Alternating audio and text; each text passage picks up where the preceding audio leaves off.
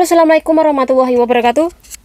Selamat datang kembali di channelnya Pekerja Migran Indonesia. Kawan semuanya, bagaimana kabarnya nih hari? Semoga baik-baik saja guys. Semoga kawan dijauhkan dari mara bahaya, dan semoga kawan dijaga dimanapun kawan berada, dimanapun Anda beraktivitas nggih. Semoga kawan yang apabila hari ini masih menemui jalan buntu di hidupnya, kemudian terlibat atau terlilit hutang, semoga kawan semuanya dipermudah untuk bayar hutang. Kalaupun ada permasalahan dengan majikan, semoga dipermudah dan semoga majikan tambah sayang sama sampean nggih. Oke, amin. Oke, kali ini kita bakal membahas sebuah berita yang kemarin rame juga ya di sini. Bahkan sebenarnya nggak hanya di sini ya, Korea, kemudian di Jepang sendiri ini pun juga rame. Cina, Makau. Nah, ini adalah tentang garam yang mana dipasok dari negara Jepang ini dianggap kedepannya bisa berbahaya ketika diproduksi kembali karena mengandung limbah nuklir yang bakal dibuang di laut Fukushima. Karena kita tahu bahwa Fukushima adalah pemasok garam dari Jepang yang terbesar, yang dimana ini diimpor di berbagai negara. Nah kawan bagaimana tentang kasusnya? Kawan simak videonya sampai habis hanya di channel ini. Oke, yang pertama kita bahas tentang masalah garam, kemudian yang kedua nanti ada pembahasan yang dimana ini ada kaligrafi yang dibentangkan di lantai di beberapa jalan, dan pelakunya ini memang sengaja banget membentangkan kaligrafi, bahkan ini sampai menggunakan jalan yang panjang karena kaligrafinya kan gede juga ya. Nah, ini dengan tujuan kalau sampai ada yang menginjak ini bisa dapat dimintai uang atau denda karena sudah menginjak. Oke, tanggal 24 Agustus 2023, Komisaris Keamanan Garam kemarin memberikan informasi kepada pemerintah Hong Kong, bukan garam ya, makanan, keamanan makanan.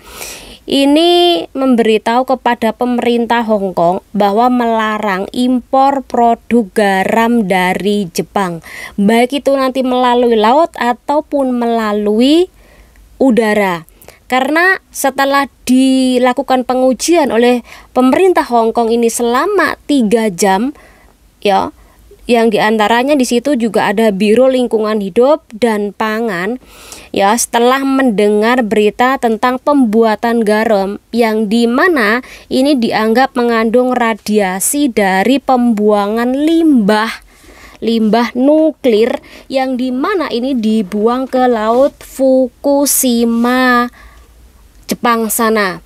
Nah, harus kawan-kawan ketahui bahwa Fukushima ini adalah tempat atau pemasok garam yang terbesar di seluruh dunia, dan ini banyak banget tersebar di berbagai negara, nggak hanya di Hong Kong kan kawan, namun juga di Korea, bahkan di Indonesia sendiri. Walaupun di Indonesia ini juga mengeluarkan produk dari garam merek Indonesia juga ya, namun dianggap bahwa garam Fukushima dari Jepang ini adalah garam-garam yang berzodium dengan baik dan sehat. Namun ketika ada bukan isu lagi ya, ada berita bahwa limbah nuklir ini dibuang ke laut Fukushima yang dimana ini ya, jadi ini dianggap sebuah momok yang menakutkan bagi kesehatan barang siapa yang menggunakan garam tersebut secara banyak atau mengkonsumsi garam tersebut yang sudah bercampur dengan bahan nuklir. Walaupun konon katanya itu sudah disaring dengan baik.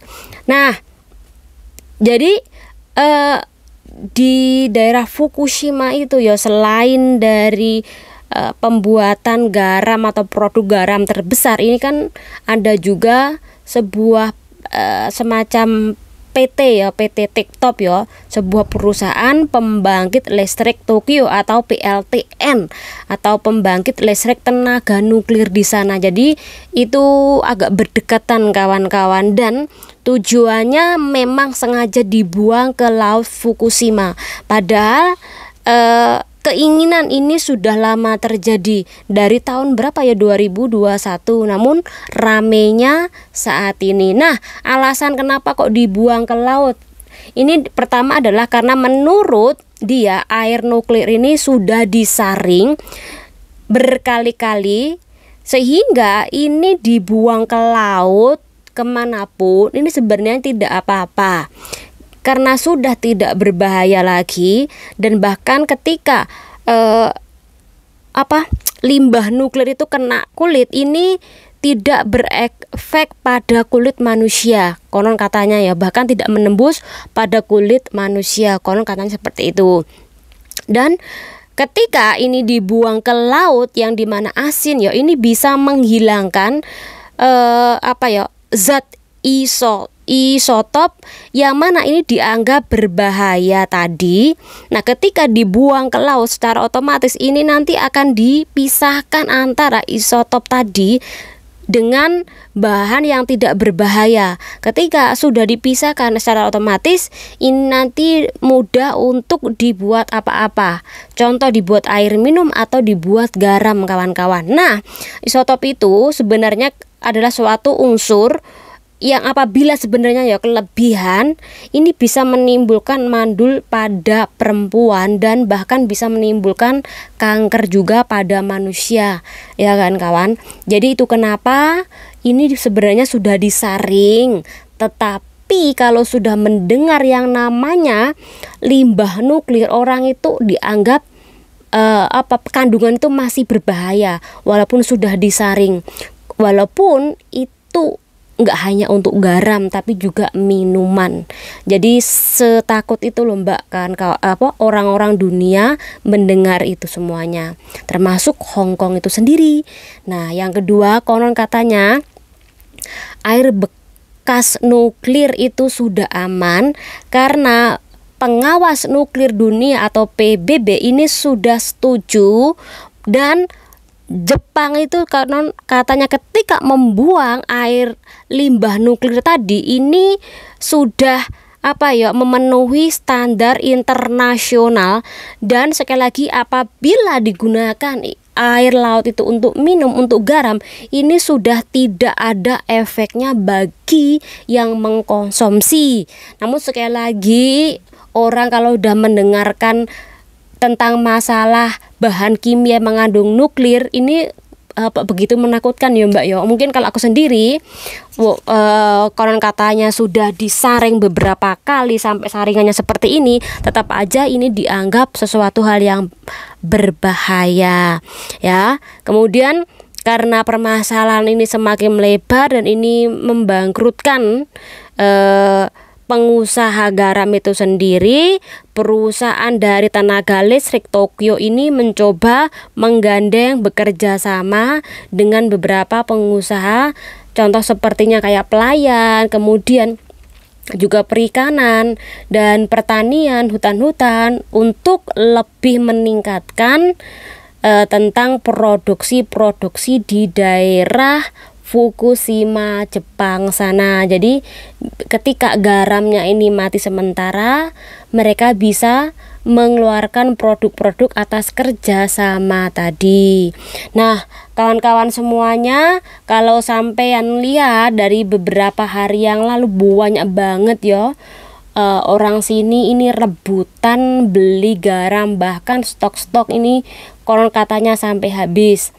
Kalau kita lihat nih ya, bahwa sebenarnya pembuangan limbah nuklir ini kan dilakukan sejak lama kan kawan, nggak hanya bulan ini saja.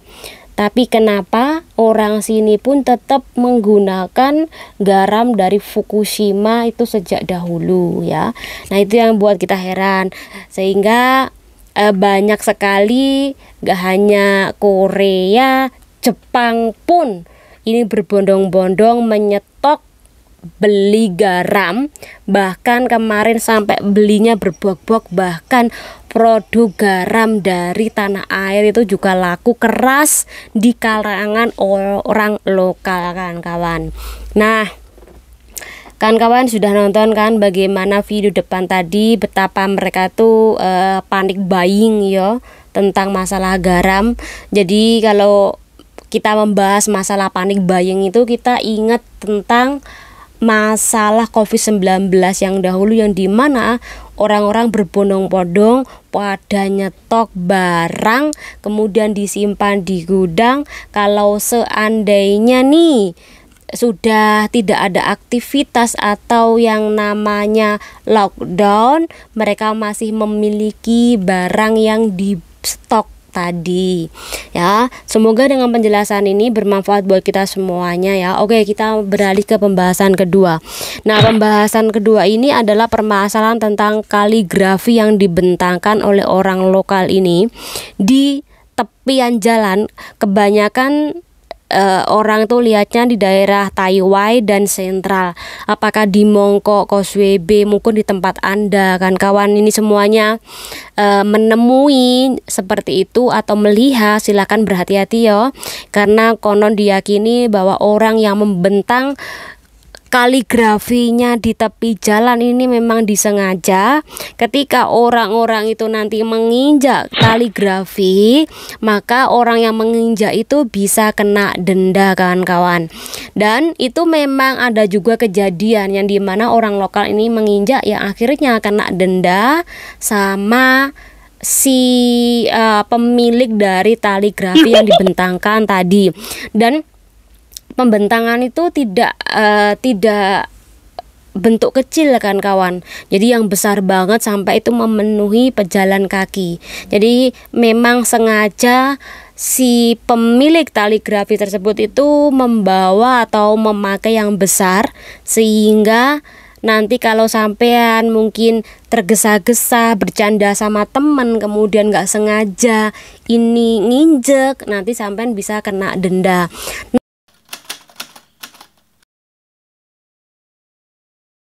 Ada. Nah, ini dengan terbukti kasus dari kawan kita yang di mana di Mongkok sana, yang biasanya mereka berjalan-jalan dengan teman-temannya, bercanda dengan teman-temannya, kemudian secara tidak sengaja nginjak nih bukan tong ya. Sampean ngerti nggak Mbak, semacam kayak hap atau bun yang buat minta-minta itu. Nah, di situ kan dia secara tidak sengaja menginjak tempat orang minta-minta. Nah, orang minta-minta itu perempuan, kemudian karena tidak sengaja keinjak, makanya perempuan itu marah-marah dan minta duit. Akhirnya dikasihlah 50, karena dikasih 10 dia tidak mau kawan-kawan. Dia mintanya 100, tapi karena melalui perdebatan akhirnya dia mau membayar 50 dolar sini.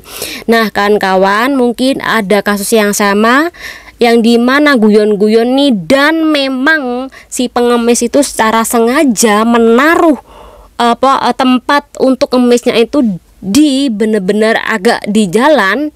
Entah itu sengaja ya, kayaknya sengaja banget ya naruhnya di agak jalan, bukan di tepi dekat dia, namun di jalan ya, sambil kayak gini. Nah, ketika ada kawan kita yang bercanda dan dia tidak melihat kan kawan, akhirnya tempat yang buat minta uang atau naruh uang kepada pengemis itu akhirnya kena tendang, dan akhirnya pengemis itu marah-marah dan minta ganti rugi kan kawan. Mungkin dalam kasus seperti ini kawan-kawan pernah menjumpai kawan Anda yang dimana ini secara tidak sengaja ini menendang tempat pengemis itu, atau mungkin kayak kaligrafi. Nah, berapakah denda yang diterapkan oleh mereka kepada kawan-kawan? Silahkan nanti komen ya. Nah, bagaimana sih kalau ada kasus seperti ini?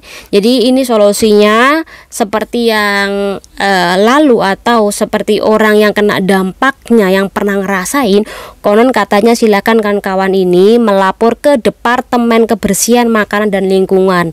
Kenapa kok Departemen Kebersihan Makanan dan Lingkungan?